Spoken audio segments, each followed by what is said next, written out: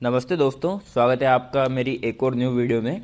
तो अब तक हम मालगुडी डेज़ की 17 शॉर्ट स्टोरीज़ कर चुके हैं और आज हम मालगुडी डेज़ की 18वीं short story trail of the green blazer यानी कि हरे कोट के पीछे, इसका नाम है trail of the green blazer.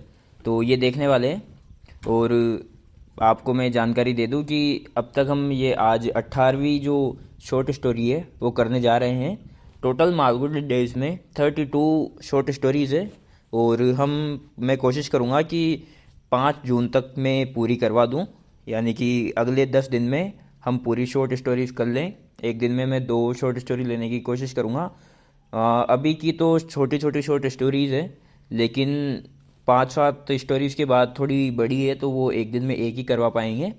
तो फिर भी मैं पूरी कोशिश करूँगा कि 5 जून तक मैं पूरी करवा दूँ। पहले मेरा टारगेट 15 जून तक था, लेकिन जैसी आपकी कमेंट आ रही है और उसके बाद एग्ज़ाम भी आ रहा है तो पूरी कोशिश रहेगी कि 5 जून तक मैं पूरी करवा दूँ। लेकिन आपको भी सपोर्ट बनाए रखना है, वीडियो को ज़्यादा से ज़्यादा अपने दोस्तों के साथ शेयर करना है ताकि मुझे भी अच्छा लगे और आपके लिए और बेहतरीन से बेहतरीन मैं वीडियो बना पाऊँ।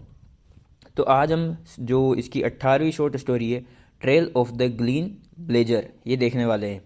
तो पहले एक ये बाजार का सीन है, भीड़ भाड़ भरा हुआ बाजार। तो तेज धूप में और नीले आसमान के नीचे एक हरा कोट पहने वह आदमी आराम से खड़ा था। एक आदमी खड़ा था जिसने हरा कोट पहना हुआ था। भीड़ बहुत ज़्यादा थी, फिर भी वह सबको साफ नज़र आ रहा था। गांव के लोग कमीज पहने और पगड़ियाँ बांधे, शहर के कोट और टोपियाँ लगाए, नंगे बदन भिखारी और रंग बिरंगी साड़ियों में औरतें छोटी छोटी दुकानों पर सकड़े रास्तों में एक दूसरे से टकराते चल रहे थे। मतलब भीड़ भाड़ वाला एरिया था। फिर भी जो हरा कोट था वो सबसे अलग दिखाई दे रहा था। एक आदमी ने हरा कोट पहने हुआ था और वो सबसे अलग दिखाई दे रहा था। बाजार का शोर शराबा और सब कुछ वहीं था। मतलब कि शोर शराबा सब कुछ वहीं था। लोग दुकानदारों से मोल भाव करते थे, एक दूसरे से मिलते जुलते, नमस्ते राम राम करते। इन सब के ऊपर बाइबल का प्रचार करने वालों की बुलंद आवाज़ें बाइबल का प्रचार भी कर रहे थे लोग वहाँ पर। और दूसरे कोने में स्वास्थ्य संबंधी सूचनाएं देने वाला लाउड स्पीकर मलेरिया टीवी से बचने के उपाय बताने लगता। ये सब वहाँ पर था। इन सब के बावजूद भी जो हरा कोट था ना वो इतना चमक रहा था। मतलब हरा कोट वाला आदमी ऐसा लग रहा था कि वो सबको निमंत्रण दे दे रहा हो। राजू वह न्योता नकार नहीं सका। अब यहाँ पर राजू है जो इसका मेन प्रोटोगोनिस्ट है। मतलब कि राजू नाम याद रखना है, जो कि एक चोर होता है। राजू यहाँ पर एक चोर है। तो राजू ये न्योता नकार नहीं सका। मतलब कि वो उस आदमी को देखकर इतना अट्रैक्ट था कि वहाँ पर वो गया ही सही। ये उसके स्वभाव में ही नहीं था कि इतने आकर्षक व्यक्ति को वह महत्व न दे, क्योंकि इतना चमक रहा था तो जरूर उसके पास ज़्यादा पैसा होगा। तो उसके स्वभाव में ही नहीं था कि इतना आकर्षक आदमी हो और वो उसके पास नहीं जाए। वह भीड़ से बिल्कुल अलग न होता और यह भी जाहिर न होने देता कि लोगों में वह घुल मिल रहा है। मतलब कि वो बिल्कुल बहुत ही चालाकी से अपना काम करता। वह जहाँ भी होता डर रहता कि पुलिस उसे पहचान न ले। आज वह ज़्यादातर नंगे बदन सिर्फ एक पगड़ी पहने घूम रहा था। मतलब उसने एक पगड़ी बांध रखी थी और उसका उसने सिर पूरी तरह से ढक गया था। और गांव वाले उसको किसान समझ रहे थे और वो घूम रहा था। मतलब एक किसान के रूप में वो घूम रहा था, किसान का पहनावा पहन के वो घूम रहा था। एक दुकान के बगल में केले के छिलकों के एक ढेर पर बैठा हुआ भीड़ को देख रहा था। भीड़ को वह हमेशा बड़े ध्यान से देखता था। दरअसल यह उसका पेशा भी था। आमतौर से देखने पर वह घूमने फिरने वाला साधारण आदमी दिखता था और उसमें इतनी ही ताकत भी थी कि ध्यान से देखकर सही आदमी की जेब में हाथ डाल दे।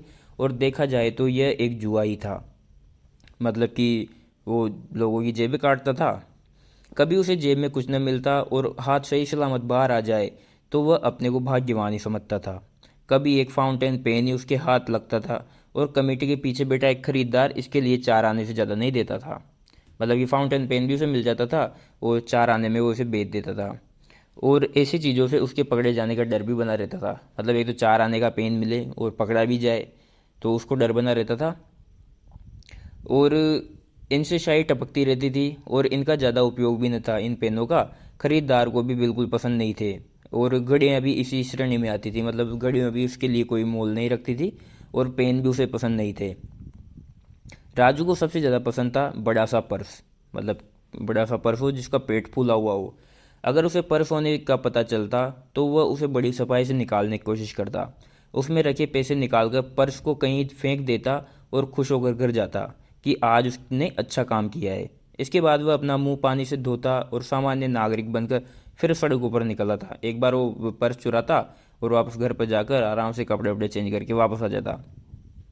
बच्चों के लिए मिठाई, किताबें और स्लेटें खरीदता, कभी कभी बीवी के लिए कुर्ती का कपड़ा भी खरीद लेता। बीवी के बारे में उसका दिमाग हमेशा हल्का नहीं रहता था। जब वह ज़्यादा पैसे लेकर घर पहुंचता तो एक बड़ा हिस्सा लिफाफे में रखकर पहले कहीं छिपा देता, तब घर में घुसता था। नहीं तो बीवी बहुत सारे सवाल पूछकर परेशान करती। वह जानना चाहती थी कि अब वह सचमुच सुधर गया है या नहीं, और जो भी कमाता है कमीशन के रूप में ही कमाता है। यद्यपि कमीशन क्या होता है यह वह बिल्कुल नहीं जानती थी। यह शब्द उसे अच्छा और सही लगता था। मतलब कि वो अपनी बीवी को बताता कि मैं मतलब कि चोरी चकारी मैंने छोड़ दी है और अब मैं बस कमीशन से पैसे कमाता हूँ। लेकिन उसकी बीवी जानती नहीं थी कि कमीशन क्या होता है।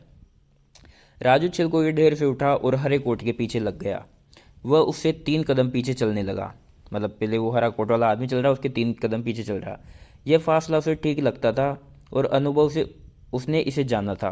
दोनों के बीच का फासला इतना भी नहीं होना चाहिए कि आदमी का हाथ पर्स से कितना दूर है इसका पता ही न चले, और इतना पास भी नहीं होना चाहिए कि दूसरे को संदेह होने लगे। आप भी सीख सकते हैं चोरी करना कि यहाँ आदमी के पीछे कितना रहना है आपको और कहाँ से पर्स मार सकते हो, ये सीख लें। इसका फैसला अच्छी गणना के बाद किया जाना चाहिए और यह एकदम संतुलित होना चाहिए, बिल्कुल उस शिकारी की तरह जो सभी तरह के जानवरों का पीछा करता है और शिकार के बाद सही सलामत घर वापस भी पहुंचना चाहता है। जंगल के शिकारी का काम इसलिए आसान होता है क्योंकि उसे शिकार की सुरक्षा का विचार नहीं करना पड़ता। इस काम में शिकार को पता भी न चलने देने के हिसाब से काम करना पड़ता था। मतलब जो जंगल का शेर रहता है ना, उसको कोई दिक्कत नहीं है कि सामने वाले को अपना पता चल जाए, क्योंकि उसको तो शिकार करना है, उसको मारना है। लेकिन चोरी के काम में तो ये है ना कि सामने वाले को पता भी नहीं चलना चाहिए और उसे सामने वाले को चोट पहुंचाने का तो सवाल ही नहीं उठता। राजू बड़े धीरज से इंतजार करता रहा। एक दुकान पर खड़ा चटाइयों का मोलभाव करता रहा। बगल में हरा कोट एक ठेले वाले नारियल कटवाकर आराम से पी रहा था। लगता था वह यहाँ से हटेगा ही नहीं। भीतर का सारा दूध पीकर उसने धीरे धीरे उसे कटवाकर उसकी जो मलाई निकलवाई और आराम से खाने लगा। सफ़ेद मीठा मज़ेदार नारियल का गूदा उसे खाते देखकर राजू के मुंह में भी पानी भरने लगा। लेकिन उसने अपनी इच्छा पर काबू किया। धंधे के समय खाने पीने में वक्त बर्बाद करना अच्छी बात नहीं थी, क्योंकि इससे शिकार हाथ से हमेशा के लिए निकल जा सकता है। और वो जो उसकी मलाई खाने के बाद, उसका गूदा खाने के बाद हरे कोट ने अपना बटुआ निकाला और नारियल की कीमत पर उससे बहस करने लग गया। उसकी आवाज़ भारी और खरखराती थी, जो राजू को अच्छी नहीं लगी। वह चीते की गुर्राहट की तरह थी, लेकिन वह शिकारी ही क्या जो गुर्राहट से डरकर अपने शिकार को हाथ से निकल जाने दे। पैसे के लिए वह जिस तरह नारियल वाले से लड़ झगड़ रहा था, यह भी राजू को अच्छा नहीं लगा। उसने सोचा कि यह घटिया और कंजूस आदमी है, पैसे का इसे बहुत लालच है। जब ऐसे लोगों का बटुआ गायब हो जाए ना तो बड़ा तूफान खड़ा कर देते हैं। आखिरकार हरा कोट वहाँ से आगे बढ़ गया। वह एक गुब्बारे की दुकान पर रुका। बहुत मोलभाव करके एक गुब्बारा खरीदा। यह भी राजू को पसंद नहीं आया। वह कह रहा था, गुब्बारा ऐसे बच्चे के लिए जिसकी माँ नहीं है। मैंने उससे वादा किया है, मतलब ये वो हरे कोट वाला आदमी कह रहा था कि मैंने उससे वादा किया है कि गुब्बारा ज़रूर लाऊंगा। अगर मेरे घर पहुंचने से पहले ये रास्ते में फट जाता है या खो जाता है तो बच्चा रात भर रोता रहेगा और मुझे बहुत तकलीफ होगी। राजू को एक स्टॉल के पास अपना मौका मिल गया, जहां अखबार पढ़ते गांधी जी की मोम से बनी एक प्रतिमा को देखने के लिए लोग उमड़ पड़े रहे थे। मतलब कि एक गांधी जी की मोम से बनी प्रतिमा थी, वहाँ पर बहुत सारी भीड़ थी। 15 मिनट बाद राजू पर्स का मुआयना कर रहा था। सबसे अलग एक टूटी दीवार के पीछे उसने इसे खोला। मतलब कि इसके बीच में जहाँ पर वो जो उसको अपना मौका मिल गया था ना, गांधी जी की मोम की बनी एक प्रतिमा देख रहे थे सभी, तो वहाँ पर वो पर्स मार लेता है, वहाँ पर पर्स चुरा लेता है। और एक टूटी दीवार के पीछे उसने इसे खोला और इसमें 20 रुपए के नोट और 10 रुपए के सिक्के थे। यानी कि इसमें केवल 30 रुपए थे। कुछ पैसे भी थे। पैसे उसने ये सोचकर कि जेब में रख दिए कि भिखारियों को दे देगा। यह सोचकर उसे बहुत अच्छा लगा। मेले के शुरू वाले हिस्से में एक अंधा चीख चीख कर भीख मांग रहा था और किसी को उसकी परवाह नहीं थी। आज की दुनिया में दूसरों के लिए सहानुभूति बिल्कुल भी नहीं रही। 30 रुपये उसने अपनी पगड़ी के सिरे पर गांठ बनाकर बांध लिए। याद रखना है, क्वेश्चन आ सकता है कि उसने वो जो 30 रुपये चुराए थे वो कहाँ पर रखे थे, तो अपनी पगड़ी के सिर पर गांठ बनाकर बांध लिए और उसे दोबारा फिर ठीक से पहन लिया। इन पैसों से महीने के बाकी दिन आराम से गुजर जाएंगे। 30 रुपये, याद रखने 30 रुपये। 15 दिन 15 दिन तक वह भले आदमी की ज़िंदगी गुजारेगा और बीवी बच्चों को सिनेमा दिखाने भी ले जाएगा। अब खाली बटुआ उसके हाथ में था। अब उसका काम यही रह गया था कि उसे किसी कुएं में फेंक दे, हाथ झाड़ कर साफ कर ले और राजाओं की तरह स्वच्छ मन और इज्जत से मेले में घूमे फिरे। उसने कुएं के भीतर झांका। नीचे थोड़ा सा पानी था। हो सकता है बटुआ पानी में तैरने लगे और तैरता हुआ पर्स बड़ी परेशानियां पैदा कर सकता है। उसने बटुआ खोला और उसमें एक कंकड़ पत्थर भरकर कुएं में डाल दें, जिससे वह पानी की सतह पर तैरने की जगह नीचे जाकर तली में डूब जाए। तभी उसे बटुए में गुब्बारा दिखाई दिया जो तय करके रखा हुआ था। उसे याद आया कि गुब्बारा हरे कोट ने अपने बच्चे के लिए खरीदा था और बड़ी देर तक इसके लिए मोलभाव करता रहा था। उसने सोचा कि इसे पर्स में रखने की क्या जरूरत है। बड़ों की इन्हीं लापरवाहियों की वजह से बच्चों को परेशानियां होती है। उसे क्रोध आ गया और कल्पना में वह देखने लगा कि दरवाजे दरवाजे पर खड़ी गुब्बारे का इंतजार कर रहे बिन माँ के बच्चे। पर पिता को जब जेब में हाथ डालने पर पर्स नहीं मिलता, उस पर अपना गुस्सा निकालने लगता है। इस कल्पना से वह सहम गया। उसको इमेजिन किया उसने कि अगर मैं ये जो गुब्बारा है ये भी फेंक दूंगा, तो जब ये घर जाएगा अपने बच्चों के लिए पर्स वो निकालेगा गुब्बारा और नहीं मिलेगा, तो ये बच्चों पर उल्टा गुस्सा करने लग जाएगा। और उनकी माँ भी नहीं है तो बेचारे बच्चे।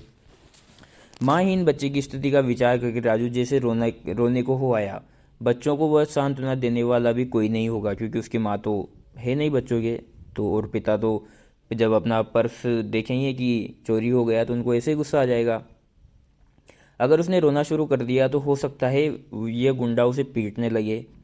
उसकी शक्ल से यह हरगिज नहीं लगता कि यह बच्चों की भाषा जानता होगा। राजू ने सोचा कि बच्चा उसके दूसरे बेटे के बराबर होगा और उसका मन दया से भर उठा। मान लो मेरी अपनी बीवी चल बसी, अपने पैसे छुपा कर रखने पड़ते थे। खैर खैर उससे इस पर ज़्यादा सोचने का सही नहीं समझा। यह मुख्य मुद्दा नहीं था। यदि पत्नी न रहे तो उसे अफसोस तो बहुत होगा और बच्चों को प्रसन्न रखने के लिए भी बहुत कठिनाइयाँ आएगी। उसने फैसला किया कि माँहीन बच्चे को यह गुब्बारा मिलना ही चाहिए, लेकिन कैसे? उसने दीवार के पीछे से झांक कर देखा। भीड़ काफ़ी दूर नजर आ रही थी। गुब्बारा वापस तो किया नहीं जा सकता था। यह किया जा सकता था कि उसे पर्स में फिर रख दिया जाए और फिर पर्स को चुपचाप हरे कोट की जेब में डाल दिया जाए। हरे कोट वाला बाइबल का प्रचार करने वाले के सामने लगी भीड़ को देख रहा था और वक्ता जोर शोर से भाषण दे रहा था। उसके सामने गोला बनाए लोग सवाल पूछ रहे थे। तुम्हारा ईश्वर कहाँ रहता है? उत्तर सुनने के लिए लोग चुप हो गए। राजू हरे कोट के पास पहुंच गया। गुब्बारा, पैसे उसने नहीं रखी, केवल गुब्बारा रखा। गुब्बारा पर्स में रखा और पर्स उसकी हथेलियों में। अब इसे वह जेब में डाल देगा।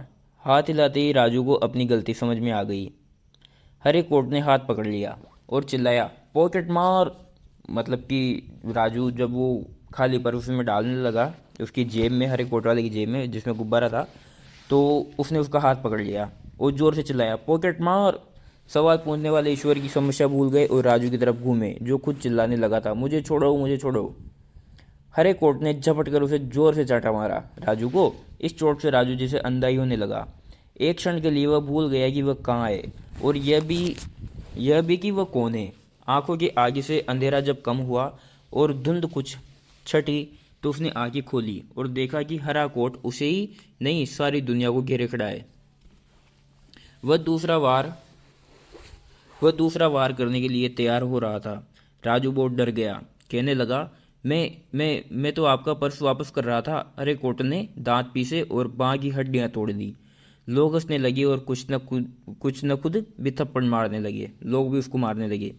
राजू मजिस्ट्रेट के सामने भी यही कहता रहा। मतलब ये केस कोर्ट में चल गया, मतलब पुलिस वाले ले गए तो कोर्ट में केस चल गया कि मैं तो बस पर्स वापस कर रहा था। लोग हंस रहे थे। फिर पुलिस ने दुनिया का यह आम मजाक बन गया। राजू की बीवी जेल में उससे मिलने आई तो रोकर कहने लगी, तुमने हम सबको शर्मिंदा किया है। राजू गुस्से से बोला, क्यों किया है? मैं तो पर्स उसकी जेब में रख रहा था। फिर यहाँ पर क्या है कि राजू 18 महीने की सज़ा काट कर जब वह वापस लौटा तो सोचता रहा कि, याद भी रखना है कि कितने महीने की वो सज़ा काट कर वापस आया था। 18 महीने की सज़ा काट कर वो वापस लौटा और सोचता रहा कि उसे अब क्या करना चाहिए। उसने खुद से कहा, अगर अब मैं फिर कभी किसी की जेब काटूंगा तो वापस हरगिज नहीं रखूंगा। अब उसे विश्वास हो गया था कि ईश्वर ने उसे जैसे लोगों को एक तरफा सफाई ही प्रदान की है, ये उंगलियां निकाल तो सकती है, वापस नहीं रख सकती। मतलब कि राजू ने पर्स तो निकाल लिया था, उसका काम तो हो गया था, लेकिन वो वापस रखने की वजह से फंस गया। तो वो सोचता है कि भगवान ने मुझे बस एक ही कला दी है, निकालने की, पैसा निकालने की, वापस मैं कभी नहीं रखूँगा। ऐसा कहता है कि अब मैं वापस कभी भी पर्स वापस नहीं रखूँगा। जेब तो फिर भी मारेगा वो, पॉकेट तो फिर भी मारेगा, पर अब वापस कभी नहीं रखेगा। और इसी के साथ ये स्टोरी ख़त्म हो जाती है। तो हमने यहाँ पर 17 शॉर्ट स्टोरी कर ली है, और अब हम नेक्स्ट शॉर्ट स्टोरी देखेंगे। और मैं कोशिश करूँगा कि डेली 2 शॉर्ट स्टोरीज आपको कराऊँ। और गाइस एक और चीज़ कि मैं सोच रहा था कि जो आपके सिलेबस में, सेकेंड ग्रेड के सिलेबस में, एक अ टेल ऑफ टू सिटीज़ नाम की नोवेल है। तो मैं सोच रहा था कि इसकी जो समरी है, मतलब कि मेन समरी जो कि एग्ज़ाम के पॉइंट ऑफ व्यू से बहुत ही इम्पोर्टेंट है, और समरी भी डिटेल में, यानी कि 3 बुक में ही चलती है। और मैं चाह रहा हूँ कि लगभग 30 से 40 मिनट में हम इसकी समरी देखें, जो कि उसमें एग्ज़ाम में जितने भी क्वेश्चन बनते हैं वो सब कुछ उस समरी में आ जाएं। तो अगर आपको अ टेल ऑफ टू सिटीज़ की समरी चाहिए बढ़िया डिटेल में, तो उसके लिए भी आप प्लीज़ कमेंट में बता दें मेरे को। अगर पॉसिबल हुआ तो मैं जल्दी से जल्दी उसकी भी वीडियो डाल दूंगा, जो कि आपके एग्ज़ाम में काफ़ी हेल्पफुल होगी। तो थैंक यू, मिलते हैं नेक्स्ट वीडियो में। और प्लीज़ चैनल को सब्सक्राइब करें, वीडियो को लाइक करें, और कमेंट में अपना प्यार ज़रूर दिखाएं, ताकि मुझ में भी हौसला आए, ताकि आपके सिलेबस को जल्दी से जल्दी कवर कर सकें।